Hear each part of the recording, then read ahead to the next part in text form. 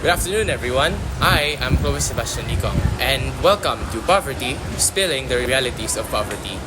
I and the whole production crew wanted this whole episode or video, and the podcast as a whole, to be a platform for us, new generation people, to discuss the realities of poverty, since especially we're going to be the next people in line to running our Philippine society. Before we move on, I'd like to thank our production crew, Clint Valladares, say hi to the camera. Hi. To Beverly Lascuña, Hi guys. Duyon, Kim, and Seb's gone, so I won't be saying anything. Now, on to the podcast proper. This specific episode of the podcast aims to discuss, as is previously mentioned, poverty, the concept of poverty in and of itself. So that means its roots, its possible causes, and some of our own takes and opinions on how it could be misconceived, possible misconceptions of the public, and how it could be resolved individually and society as a whole. All of the topics that we might be discussing today are related to topics regarding Christian morality and philosophy. Of course, apart from our own opinions and views. And I wouldn't be here alone discussing these topics today, which is why, as our main guests, we have Johannes Fandieri, good afternoon, and Joel Madlos. Welcome, guys. How are you feeling today? What's that? Yeah? How about you? Pretty great. Good weather, huh? True. And they're not gonna be the only speakers present in today's podcast. As later on, we'll have maybe teams from the technical team in for like specific segments for them to also talk about their own opinions and views. Anyways, with all of the formalities out of the way, we can finally move on to the first segment of the podcast, which goes into the background of poverty itself. Poverty, it's been a long time issue for us here in the Philippines, and especially in Davao, you can definitely see it in some of the city districts, right? Stuff, for example, streets of Rojas, and maybe if you've been walking around, naglakad-lakad kayo dito, maybe you'll see it in some of the streets of Bangkal, this district right here. And it's not, the issue of poverty, it doesn't only affect us, right? You also see it in other countries, especially like Africa, the Middle East, stuff like that. So, I don't know, I think that poverty it affects a lot of people, and if not the world. But what do you guys think? Well, poverty in the Philippines is severe due to high population growth, lack of opportunities, corruption, and education access, especially in rural areas. What do you think, Johan? I mean, to expand on what Seb said about how it's a global issue, I can vouch for that because I've been around the world, I used to live in America, and I can truly say poverty is a global issue. It can be seen throughout the globe, and it is of utmost importance. But it really is interesting because in America, although I did see poverty very often, and of course throughout the globe, I do notice it is an especially problematic issue here in the Philippines. And it really makes me wonder why, as to how it took such deep root in the Philippines. For me personally, I think that this could be a result of who knows, maybe the oppression of the Spaniards, and it just caused for us to not be able to properly adapt to the changing world and generation. But what do you guys think? I see. Well, I don't know. I don't know. Yeah, you have a point. It's probably reached like the era of the Spaniards, but it's probably been here for like far longer. Yeah, you sure. know. Now, speaking of like, now that we're done with like, discussing like what you guys know about the background of poverty, like, what do you guys think like poverty really does to like a person? Because like I think that poverty, it's an affront to like it hinders like a person's development, right? It restricts them from opportunities and stuff. But what do you guys think? Well, it's a really interesting topic on how you brought up how it limits people's potential, because I've actually had this thought for a while, but a very good fraction of the human population is a population which lives in poverty. Like, we've stated how important and how severe of a problem poverty is, but it isn't often talked about just how important it is. If you look at India, the vast majority of them, maybe at least 1 billion in India alone, which is 1/8 of our population. 1 in 8 people from India alone, of our entire human population, are pretty much have to live their lives in poverty with never seeing the chance of doing better. So I've had this thought for a while where if such a large amount of humans are oppressed and are stuck in poverty, and they're opportunities to grow, to learn, and to really truly reach their potential is being limited so much. It makes you wonder how not only the potential of those individuals aren't being reached, but also the potential of humanity as well. Because any one of those children who are starving and who dies as a kid in India, they could have gone to solve and cure cancer, or to learn how to properly harness and effectively harness any type of energy. So it's just an interesting topic. True. I especially like that you brought up the fact that it might also affect society as a whole, because it's true. Because what if really that child that you saw begging on the street ends up actually has the potential to be a scientist or something, curing world cancer. How about you, Giselle? What do you think? Well, for me, the most impact of this issue will be passed down to the next generation. Yeah, true. It also is generational. That's fair. Yes. And to expand on what I said earlier, not only does it cause that one line of people, that one person to be affected and potentially not solve any one of humanity's important problems such as cancer, but it causes that entire line that that could also potentially solve it. So for example, that generation can't solve any of these problems such as poverty. However, their parents who are in poverty were also limited, and so are potential children and offspring. So it isn't just this one generation.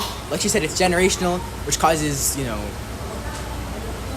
lack of generational growth. Yeah, that's true. Well, now that we've covered the background of poverty, how about we delve into poverty in the Christian context? Let's say how do you think the average Christian perceives poverty? Because I personally think that maybe people might misconceive it, have a misconception wherein it's completely the fault of individual. What's the term for it? Hedonism. You guys know hedonism? Yeah, the pursuit, what's this called? Chasing pleasure, right? I mean, people might think that, let's say this person chases pleasure all the time, so it leads to financial ruin, his family's financial ruin, and everything else. But I think that this fails to, account for the fact that it might be society's failure too. So what do you guys think about that? Yeah, well, as we said earlier, poverty isn't just a single generational issue, it's multi-generational. So people can be born in poverty, and when you're born in poverty, you pretty much have no opportunity to climb the social ladder, especially if it is extremely difficult to climb the social ladder when you're born in poverty. And as a result, you can't really say it's their fault when you don't know anything about them. You know what I'm saying? True.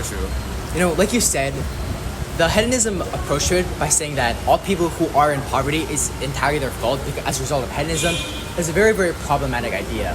Because, as we said earlier, poverty is a generational issue.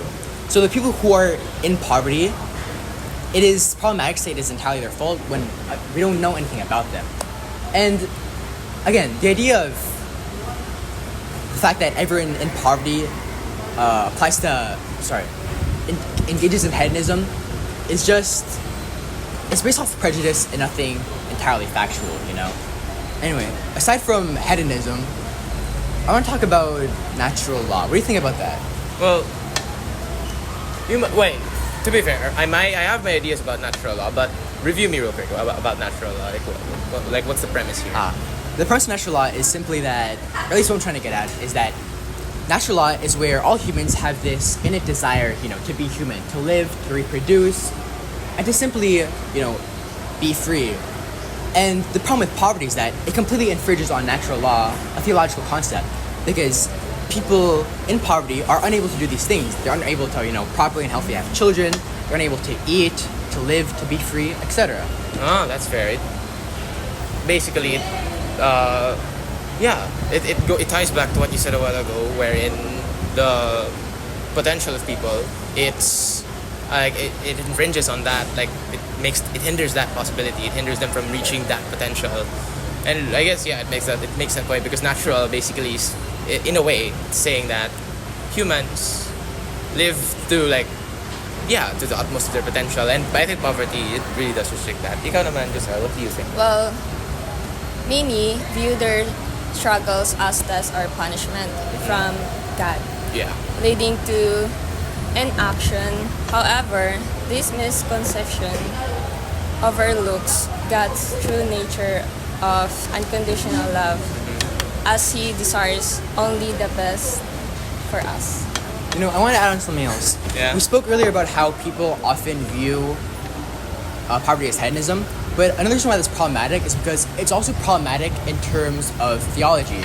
Because as we said, poverty is also an affront to a lot of theological concepts, such as, you know, how we're made in the dignity of God, sorry, in the image of God, and thus we have this dignity, how, you know, it's natural law, etc. So, from a theological perspective, poverty isn't at all an individual's fault, but rather it is an offense to individuals themselves. So instead of discriminating and having prejudice against people who are stuck or born in poverty, instead we should, you know, as the Bible wants us to simply accept them, to help them, and just, yeah. Brotherly love is truly a concept in practically lying at the core of Christian morality and Christianity in general. Well, now that we've went through like how people, especially Christians, can view poverty, or like how just people can view it from a somewhat philosophical context. What do you like as Christians? Or like, are you guys practicing Christians? Are you? No. Oh, but all right. But like, I don't know. From a religious standpoint, how do you, or like a religious/philosophical standpoint, how do you guys think, like, we actually should view poverty? Like, how should we approach it? What an ambiguous question. I think it's well, as I've stated earlier, poverty is an affront to humanity in itself, right? To the ideas of the Bible, to the ideas of theology. So I think, although poverty is a problem, and although there are some people who have made mistakes that have led that to poverty, the Bible and God is all about, you know, forgiveness. That's why Jesus died on the cross, to forgive us. So I think that instead of trying to blame these people and point fingers at poverty, be like, oh, well, this person is in poverty because he did a bad thing, because he wanted to engage in pleasure, because he wanted drugs, or because of this or that. Instead, we should look at not the people in poverty, but poverty itself. We should see not the people as a problem, but poverty itself is the problem. Not the people who are being the affront to theology, to the Bible, etc., but again, to poverty itself. So we shouldn't be trying to like I've seen some governments, especially in America, have like anti-homeless measures, which is just inhumane.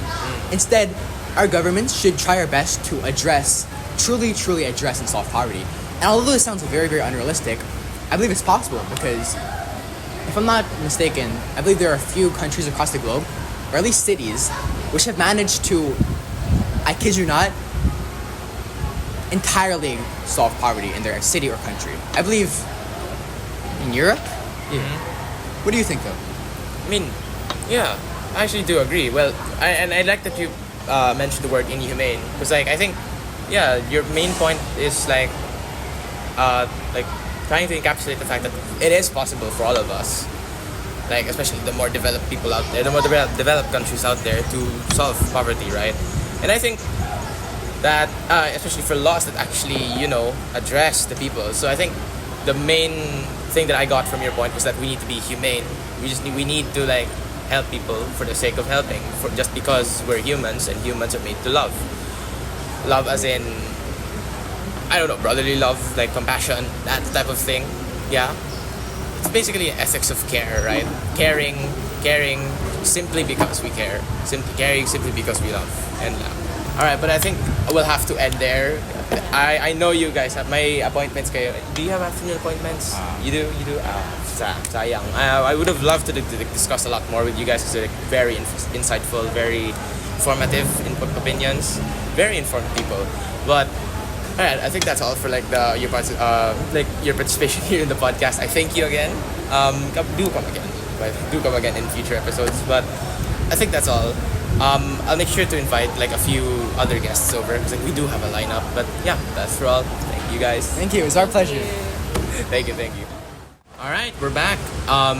Jahan and Giselle have had to have afternoon appointments for this specific scenario, which is a shame. But we have a few new guests from the technical team here. We have Sebastian Garion and we have Duyon Kim. I think Sebastian and Duyon, they're both from 11 Pro. They're both honor students, and Sebastian here takes care of the assists in technical matters behind the screen. Yeah, well, Duyon here is a scriptwriter.